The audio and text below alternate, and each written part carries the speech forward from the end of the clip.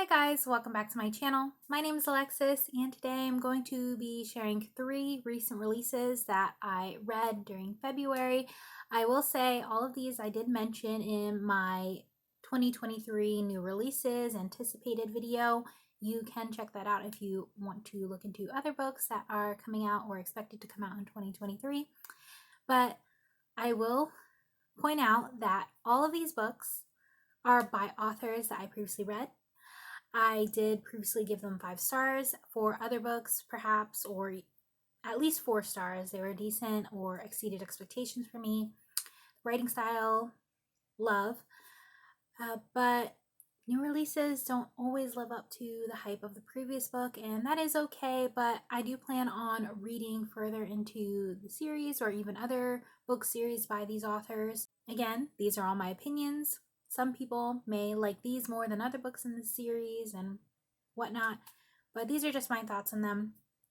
I will also say the first book did set the bar for me, and then the books that came after, they were about couples that I knew were going to come up. However, they didn't live up to my expectations for that couple, but I'll get into the details in a moment.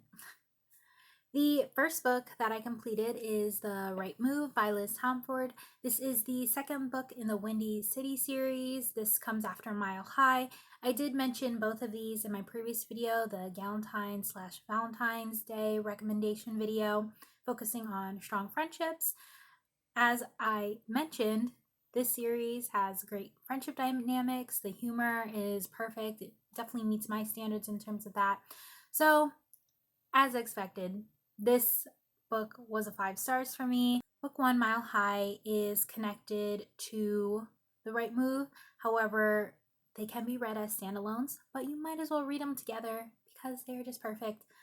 Whereas book 1 is a hockey forbidden workplace romance between a hockey player and flight attendant. That would be Xander's and Stevie. Right Move follows Indy and Ryan. Ryan is the twin brother of Stevie from book 1, and Indy is the best friend of Stevie. So this book is fake dating. It's a basketball romance. There's mention of terrible exes. Who hasn't been there? There's also mention of fertility issues, things like that. There's some deaf representation in here, not from the main characters, but close relations, I should say.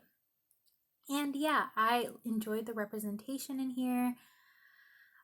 It was just perfect. And Ryan had his quiet love. I appreciate that the author did do that in this book, whereas in Xander's and Stevie's book, it was very loud and outspoken actions that were very obvious type of things. Whereas I feel like although Ryan's actions could also be interpreted as obvious to Indy or Indy to Ryan, they shared a more quiet love, more so about actions, not so much about words.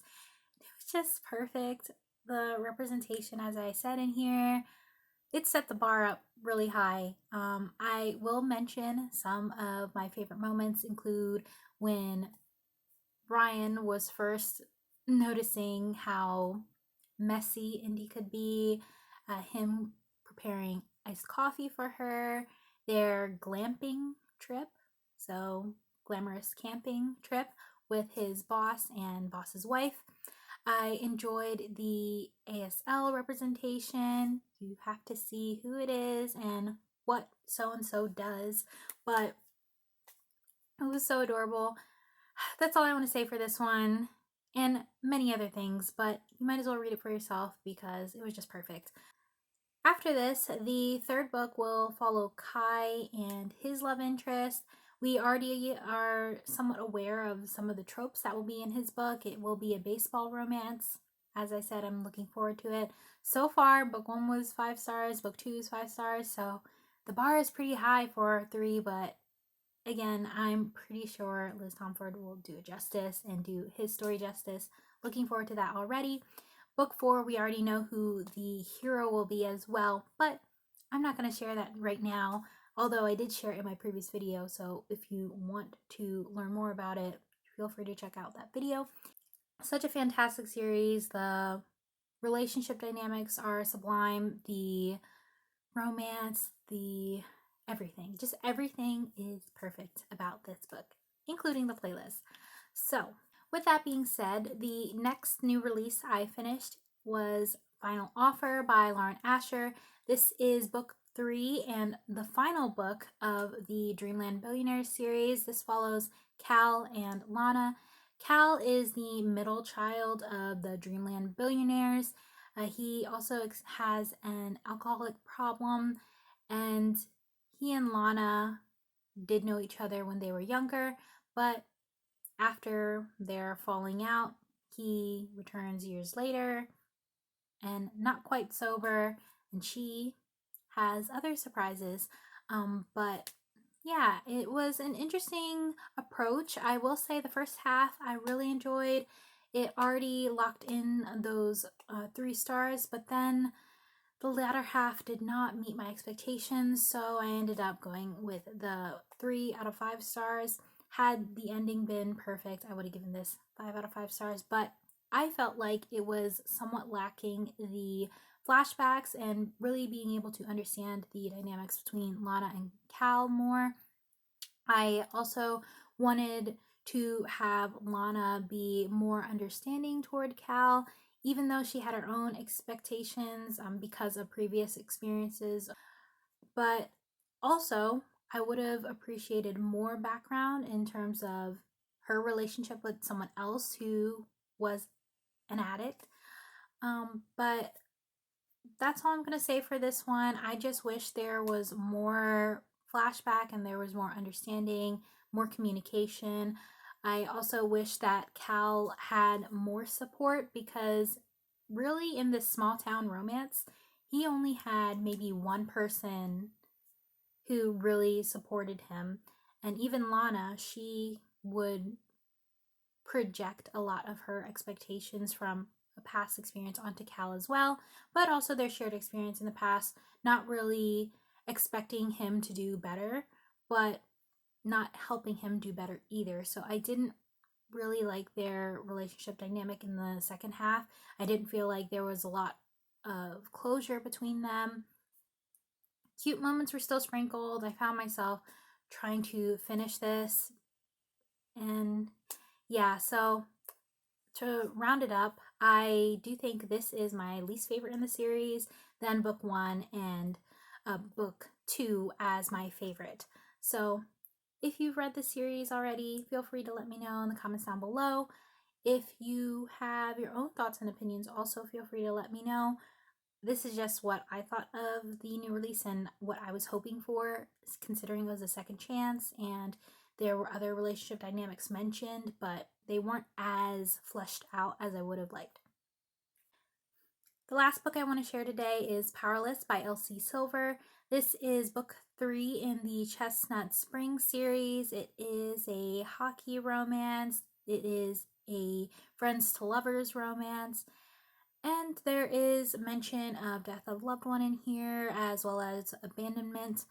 I will say that, again, the first half was brilliant and so heartwarming, whereas the second half, it didn't live up to my expectations. But this book follows Jasper and Sloane. Sloane had always been crushing on Jasper since they met as children. He's about 5 or 6 years older than her. And Sloane is cousins with the Eaton brothers and their sister, whereas Jasper, he was somewhat adopted into the family following events around his situation. But he never used to see her like that until later, but he thought that he was too late, whereas she kind of locked up her feelings, thinking that he would never look at her the same way.